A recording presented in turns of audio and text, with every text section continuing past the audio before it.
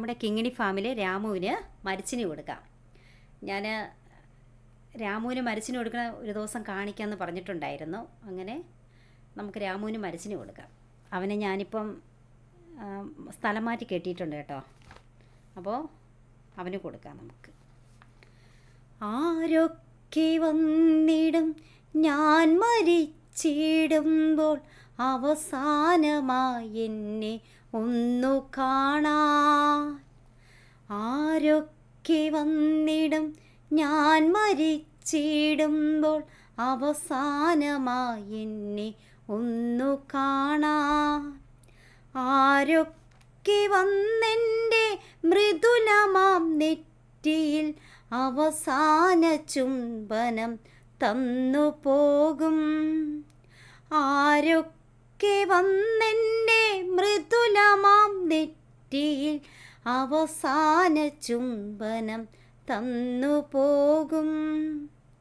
ഓർമ്മയിൽ നോവായി ഞാൻ പറഞ്ഞിടുമ്പോൾ ആരൊക്കെ എന്നെ ഓർത്തുവയ്ക്കും. ഓർമ്മയിൽ നോവായി ഞാൻ പറഞ്ഞിടുമ്പോൾ ആരൊക്കെ എന്നെ ഓർത്തുവയ്ക്കും.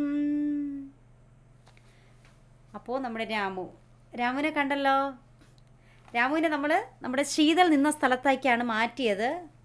അപ്പോൾ അവിടെ അവൾ ഒറ്റയ്ക്കാണ്. അപ്പം അവിടെ നല്ലതല്ല. അപ്പോൾ ഞാനോർത്ത് ഇവിടെ കൊണ്ട് കെട്ടാം, ശീതളിൻ്റെ സ്ഥലത്ത് കെട്ടാം. ഇവിടെ ആകുമ്പോൾ എല്ലാവർക്കും കാണുകയും ചെയ്യാം. അങ്ങോട്ടും ഇങ്ങോട്ടൊക്കെ പോകുമ്പോൾ നമുക്ക് കാണാം. അല്ലെങ്കിൽ അവൻ ഒരു മൂലയല്ല അവിടെ കിടന്നത്. അപ്പോൾ എന്തായാലും ഈ പിള്ളേരെ ഇടയ്ക്ക് ഇവിടെ നിൽക്കട്ടെ. അവൻ്റെ മൂക്കണ ചരടിൻ്റെ ഒരു ഭാഗത്തുള്ള കയറ് ഇളകിപ്പോയിട്ടുണ്ട്. അതിന് നേരെയാക്കി കൊടുക്കണം. അപ്പോൾ ആൾ നിൽക്കുന്നതുകൊണ്ട് അവന് തിന്നാനൊരു മടി. നല്ല കഴിക്കും കേട്ടോ.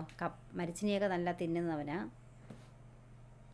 ഇപ്പോൾ ഒരു ചെറിയൊരു പേടി ആൾ വന്നപ്പോൾ. അത്രയേ ഉള്ളൂ. രാമു ഒന്ന് വിളിച്ചാൽ വിളിയേക്കും. ഒന്ന് വിളിച്ചു നോക്ക് എല്ലാവരും. രാമു ഒന്ന് വിളിച്ചു നോക്ക്. അവൻ വിളിയേക്കും. വിളി കേട്ട് നമ്മുടെ കൂടെയും വരും. നമ്മൾ വിളിച്ചാൽ നമ്മുടെ കൂടെ വരും. അപ്പോൾ ഇപ്പുറത്ത് നിൽക്കുന്ന നമ്മുടെ നന്ദിനിയാണ്. നന്ദിനി കുട്ടിയാണ് കേട്ടോ. അവളെ ഞാൻ വെളിയിൽ കൊണ്ടുപോയിട്ട് ഒരു ദിവസം ഞാൻ കാണിക്കാം. കയറ് ഇളകി കിടപ്പുണ്ടാവും. അതാണ് തിന്നാനൊരു മടി.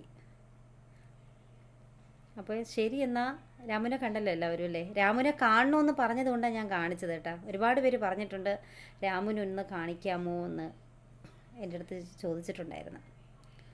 അതുകൊണ്ടാണ് ഞാനിന്ന് രാമുവിനെ കാണിച്ചത്. രാമു മരിച്ചിനി തിന്നുന്നു, അതൊക്കെ നമുക്കൊന്ന് കാണിക്കാമെന്ന് വിചാരിച്ചത്.